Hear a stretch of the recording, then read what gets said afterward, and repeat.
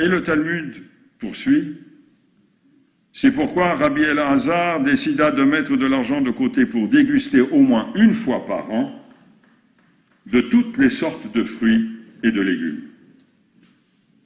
Pourquoi cette volonté de consommer au moins une fois par an des nouveaux produits de la terre? Pour les goûter et les apprécier, certes, et également pour avoir l'occasion de dire cette bénédiction du Sheikh Yanou et réaliser le bonheur d'être toujours en vie une année de plus, lorsque les nouveaux fruits et les nouveaux légumes apparaissent sur les étals des marchands. Cela peut sembler futile. Pourtant, dire une bénédiction pour ce qui est nouveau et agréable, n'est-ce pas réaliser le plaisir et la joie de vivre ce moment? C'est pourquoi Abraham Joshua Heschel nous invite à vivre toute notre vie dans un étonnement constant. Et il poursuit, « Levez-vous le matin et regardez le monde en ne le considérant pas comme acquis. Vous réaliserez alors que tout est merveilleux et vous ne serez pas tenté de traiter la vie avec désinvolture. » Et il ajoutait, « Être étonné, c'est être spirituel. » Dire une bénédiction, n'est-ce pas également prendre conscience que nous vivons dans une certaine dépendance. Dépendance par rapport à la nature et à ce qu'elle nous offre, et pour le croyant, dépendance avec celui que l'on appelle Adonai et que nous considérons comme étant la source de tout ce qui est. Viktor Frankl, un psychiatre viennois rescapé des camps de concentration et d'extermination, disait « La porte vers le bonheur s'ouvre vers l'extérieur, c'est-à-dire dans la conscience de notre relation avec le monde et avec les autres. » C'est ce qu'a développé un philosophe français, Pierre Zawi, qui, à partir de la philosophie de Lévinas, déclare « La satisfaction éprouvée dans le contentement de ses besoins est la conséquence de la reconnaissance de notre dépendance à l'extériorité. » Et tel est bien le cas. Lorsque nous ressentons de la joie, c'est toujours en relation avec un élément qui nous est extérieur.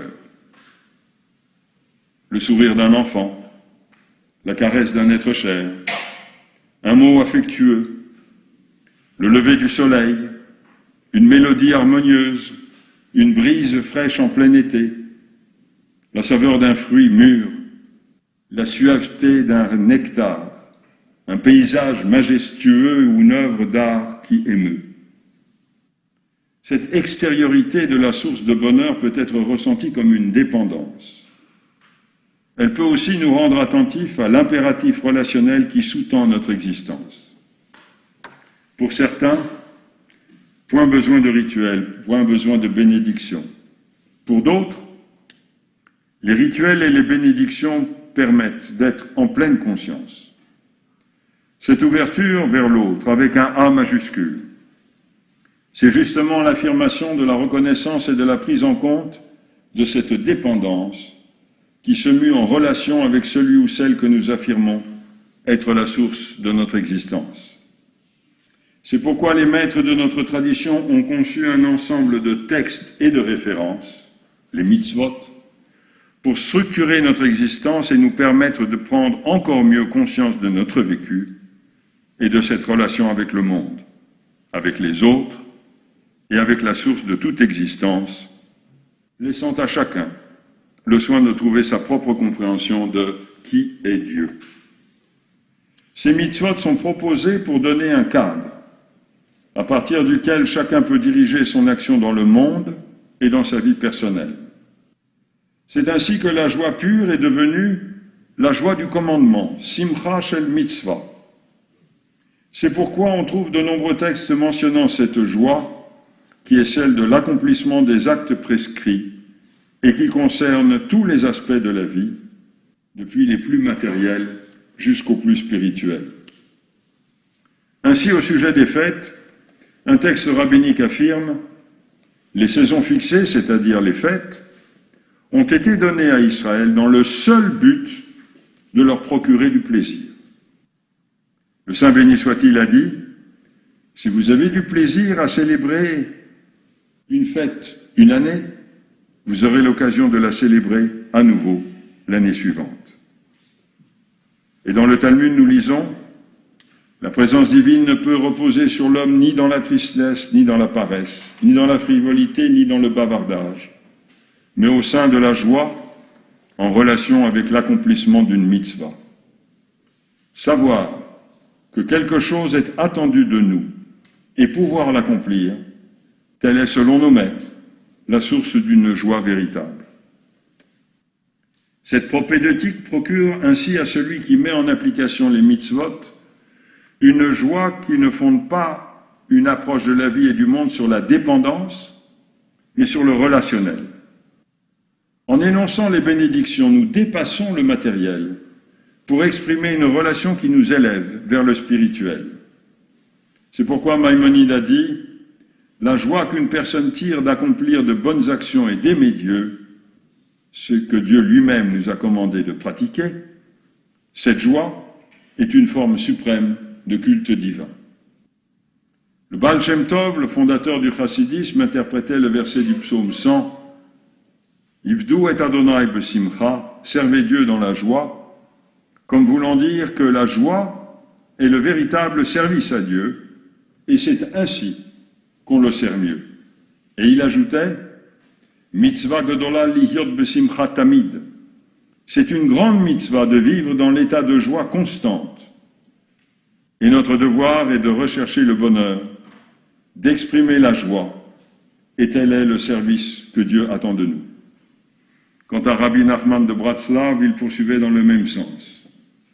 C'est une mitzvah de tout mettre en ordre pour maintenir résolument la dépression et la morosité à distance. Et pour bien se faire comprendre, il ajoutait, la règle est qu'une personne doit être déterminée et mettre toutes ses forces pour être heureuse à tout moment. La nature humaine nous fait plonger dans l'obscurité à cause des vicissitudes et des malheurs de l'existence. Et il disait, à chaque être humain est rempli de souffrances. Par conséquent, une personne doit faire de grands efforts pour se réjouir de toutes les manières possibles.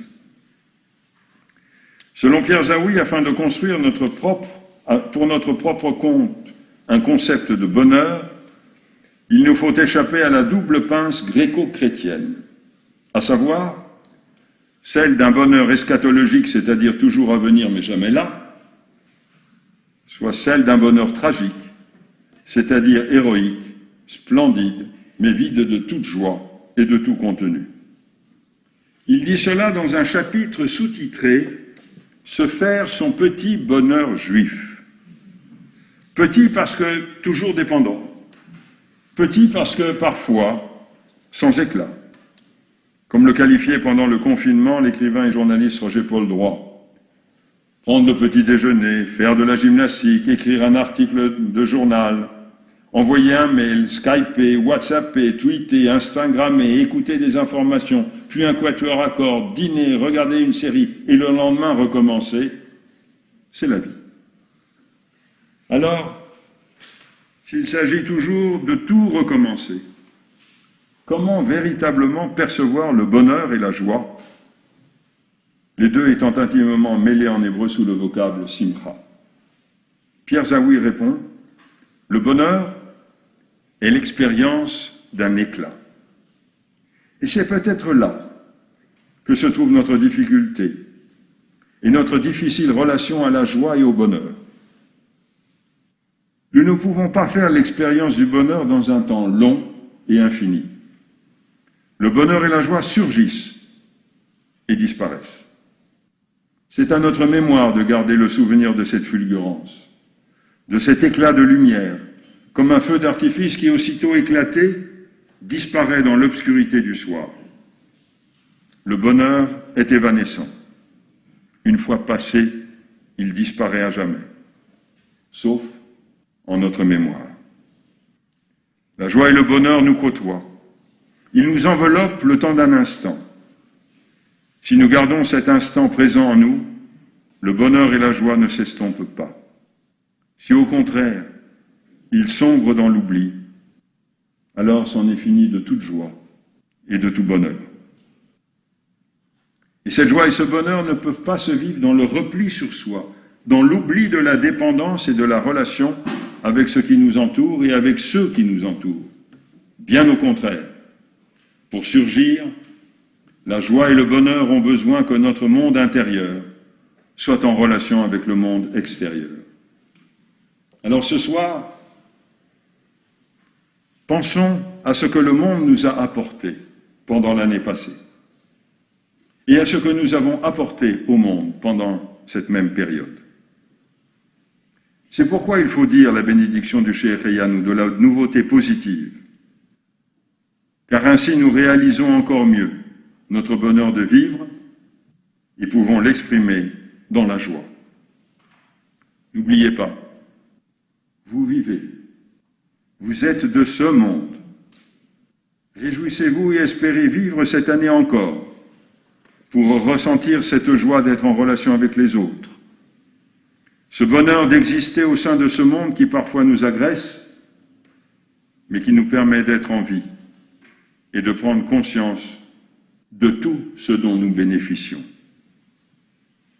Alors aujourd'hui, comme le psalmiste, Ivdou et Adonai besimcha, servez l'Éternel dans la joie. Bou le fanav birnana, venez devant lui avec allégresse. Et que l'Éternel vous inscrive aujourd'hui, vous et les vôtres, pour une année de vie, de santé et de joie. Et que demain, il scelle ainsi son verdict en votre faveur et en faveur de tous les vôtres. Gmar Khatima Tova.